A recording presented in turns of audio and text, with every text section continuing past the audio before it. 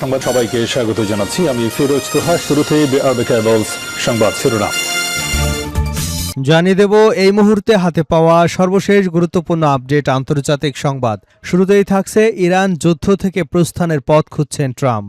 CNN এক প্রতিবেদনে জানিয়েছে, নানামুখী চাপের মুখে যুক্তরাষ্ট্রের প্রেসিডেন্ট ডোনাল্ড ট্রাম্প ইরানের সঙ্গে চলমান সংঘাত থেকে বেরিয়ে আসার উপায় খুঁজছেন।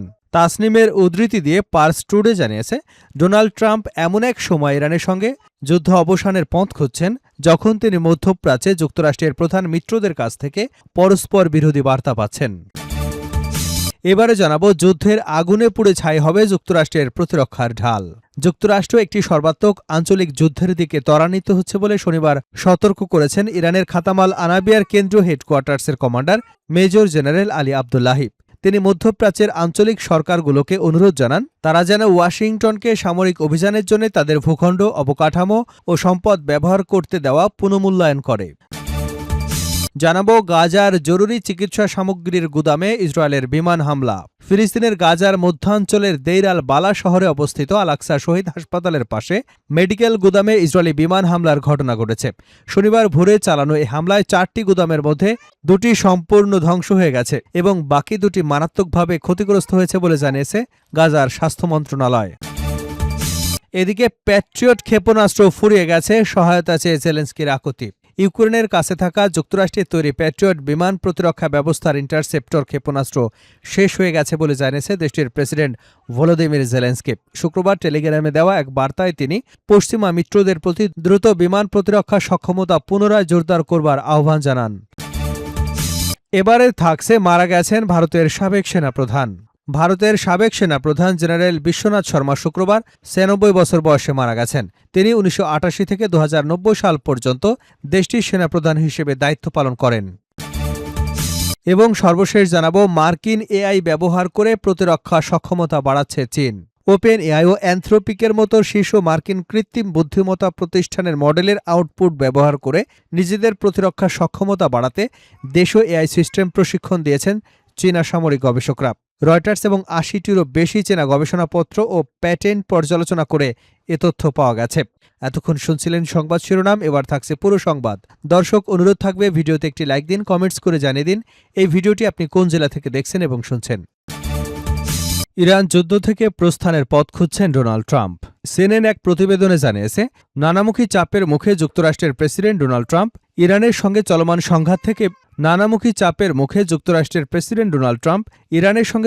সংঘাত থেকে বেরিয়ে আসার উপায় খুঁজছেন। তাসনিমের উদ্ধৃতি দিয়ে পার্স টুডে জানিয়েছে, ডোনাল্ড ট্রাম্প এমন এক সময় ইরানের সঙ্গে যুদ্ধ অবসানের পথ খুঁজছেন যখন তিনি মধ্যপ্রাচ্যের যুক্তরাষ্ট্রের প্রধান মিত্রদের কাছ থেকে পরস্পর বিরোধী বার্তা পাচ্ছেন। সিএনএনের প্রতিবেদনে বলা হয়েছে, একদিকে ইসরায়েলের প্রধানমন্ত্রী বেনিয়ামিন নেতানিয়াহু ইরানের বিরুদ্ধে চাপ অব্যাহত রাখা এবং আরও সামরিক বিকল্প বিবেচনার আহ্বান জানাচ্ছেন। অন্যদিকে সৌদি আরব উত্তেজনা হ্রাস এবং সংঘাত অবসানের উপর জোর দিচ্ছে। সৌদি আরবের প্রতিরক্ষা মন্ত্রী খালিদ বিন সালমানের এক অঘোষিত ওয়াশিংটন সফরে তিনি দেশটির যুবরাজ মোহাম্মদ বিন সালমানের বার্তা ট্রাম্প ও জেডি ভ্যান্সের কাছে পৌঁছে দেন। ওই বার্তায় রিয়াদ জানায় তারা ইরানের সঙ্গে চলমান উত্তেজনা কমাতে চায় এবং সংঘাত অব্যাহত থাকলে তা গুরুতর ঝুঁকি সৃষ্টি করতে পারে বলে মনে করে। এই বৈঠকটি ট্রাম্পের সঙ্গে নেতানিয়াহুর হোয়াইট হাউসের সাক্ষাতের একদিন পর অনুষ্ঠিত হয়। ওই বৈঠকে ইসরায়েলের প্রধানমন্ত্রী ইরানের সঙ্গে কূটনৈতিক প্রচেষ্টার সফলতা নিয়ে সন্দেহ প্রকাশ করেন এবং তেহরানের বিরুদ্ধে চাপ আরও বাড়ানোর সম্ভাব্য উপায় নিয়ে আলোচনা করেন। সিএনএনের মতে, এই ধারাবাহিক বৈঠকগুলো যুক্তরাষ্ট্রের মিত্রদের মধ্যে ভবিষ্যৎ কৌশল নিয়ে মতপার্থক্য সৃষ্টি করেছে এবং ট্রাম্পকে এমন এক পরিস্থিতিতে ফেলেছে যেখানে তিনি সংকট থেকে বেরিয়ে আসার পথ খুঁজছেন। এদিকে ট্রাম্প এখনও একটি সম্ভাব্য সমঝোতায় পৌঁছানোর আশা প্রকাশ করে চলেছেন। তবে নেতানিয়াহু এবং সৌদি কর্মকর্তাদের সঙ্গে তাদের সাম্প্রতিক বৈঠকগুলো ইঙ্গিত দিচ্ছে যে ট্রাম্প বর্তমানে 2টি ভিন্ন পথের মধ্যে সিদ্ধান্ত গ্রহণে কঠিন সংকটের মুখোমুখি। একদিকে সামরিক চাপ আরও বাড়ানো, অন্যদিকে উত্তেজনা কমানোর পথে অগ্রসর হওয়া।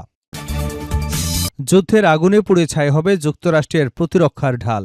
যুক্তরাষ্ট্র একটি সর্বাত্মক আঞ্চলিক যুদ্ধের দিকে ত্বরান্বিত হচ্ছে বলে শনিবার সতর্ক করেছেন ইরানের খাতামাল আম্বিয়ার কেন্দ্রীয় হেডকোয়ার্টার্সের কমান্ডার মেজর জেনারেল আলী আবদুল্লাহিব। তিনি মধ্যপ্রাচ্যের আঞ্চলিক সরকারগুলোকে অনুরোধ জানান তারা যেন ওয়াশিংটনকে সামরিক অভিযানের জন্য তাদের ভূখণ্ড, অবকাঠামো ও সম্পদ ব্যবহার করতে দেওয়ার পুনর্মূল্যায়ন করে। মেজর জেনারেল আলী আবদুল্লাহি বলেন, ওয়াশিংটনের আচরণ একটি বিপজ্জনক সম্প্রসারণবাদী কৌশলের প্রতিফলন, যার উদ্দেশ্য এবং অঞ্চলের উপর অবৈধ নিয়ন্ত্রণ চাপিয়ে দেওয়া। আবদুল্লাহি বলেন, অপরাধী যুক্তরাষ্ট্র ইরানের বিরুদ্ধে সাম্প্রতিক যুদ্ধের সময় প্রমাণ করেছে যে তাদের শয়তানি লক্ষ্য এবং উদ্দেশ্য হাসিলের জন্য তারা মুসলমানদের স্বার্থ ও সম্পদের বিরুদ্ধে যে কোনো অপকর্ম বা সংঘাত চালাতে দ্বিধা করবে না। তিনি সতর্ক করে বলেন, যুক্তরাষ্ট্র তার নিজস্ব সামরিক বাহিনীকে রক্ষা করতে এবং ইসরায়েলের যুদ্ধযন্ত্রকে শক্তিশালী করতে আঞ্চলিক দেশগুলোর সম্পদ, মূলধন, গুরুত্বপূর্ণ অবকাঠামো এবং কৌশলগত সম্পদকে কাজে লাগাচ্ছে। তিনি বলেন, ইসলামী অঞ্চলের দেশগুলোকে অবশ্যই বুঝতে হবে যে যুক্তরাষ্ট্র তাদের মূলধন, সম্পদ, গুরুত্বপূর্ণ অবকাঠামো, কৌশলগত সম্পদকে তার ক্লান্ত শ্রান্ত সামরিক বাহিনীর জন্য প্রতিরক্ষামূলক ঢাল হিসেবে ব্যবহার করছে, আর একই সাথে সন্ত্রাসী এবং শিশু হত্যাকারী ইহুদিবাদী সত্তার যুদ্ধ ও নিরাপত্তা ব্যবস্থাকে শক্তিশালী করছে। গাজার জরুরি চিকিৎসা সামগ্রীর গুদামে ইসরায়েলের বিমান হামলা। ফিলিস্তিনের গাজার মধ্যাঞ্চলে দেইর আল বালা শহরে অবস্থিত আল-আকসা শহীদ হাসপাতালের পাশে মেডিকেল গুদামে ইসরায়েলি বিমান হামলার ঘটনা ঘটেছে। শনিবার ভোরে চালানো এই হামলায় 4টি গুদামের মধ্যে 2টি সম্পূর্ণ ধ্বংস হয়ে যায় এবং বাকি 2টি মারাত্মকভাবে ক্ষতিগ্রস্ত হয় বলে জানিয়েছে গাজার স্বাস্থ্য মন্ত্রণালয়, খবর আনাদোল এজেন্সির। প্রত্যক্ষদর্শীর বরাত দিয়ে জানা গেছে, হামলায় বিপুল পরিমাণ জরুরি ঔষধ, চিকিৎসা সামগ্রী, রোগীদের জীবন রক্ষায় ব্যবহৃত প্রয়োজনীয় উপকরণ ধ্বংস হয়ে যায়। পাশাপাশি হাসপাতালের আশপাশে বাস্তুচ্যুত ফিলিস্তিনিদের জন্য স্থাপিত কয়েক ডজন তাঁবুতে আগুন ধরে যায় এবং বহির্বিভাগের ভবনও ক্ষতিগ্রস্ত হয়। হামলার সময় হাসপাতাল এলাকায় রোগী, স্বজন এবং চিকিৎসা কর্মীদের মধ্যে আতঙ্ক ছড়িয়ে পড়ে, তবে তাৎক্ষণিকভাবে কোনো হতাহতের খবর পাওয়া যায়নি। প্রত্যক্ষদর্শীদের দাবি, হামলার মাত্র কয়েক মিনিট আগেই ওই এলাকা খালি করার নির্দেশনা দেয় ইসরায়েলি বাহিনী। গাজার স্বাস্থ্য মন্ত্রণালয় এ ঘটনাকে স্বাস্থ্য ব্যবস্থার উপর সরাসরি ও পরিকল্পিত হামলা বলে আখ্যায়িত করেছে।